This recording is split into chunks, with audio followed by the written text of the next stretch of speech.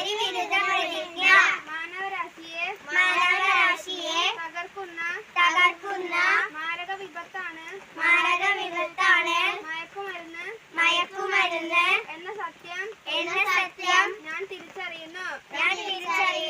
ലഹരി വസ്തുക്കളുടെ ഉപയോഗം അത് ഉപയോഗിക്കുന്ന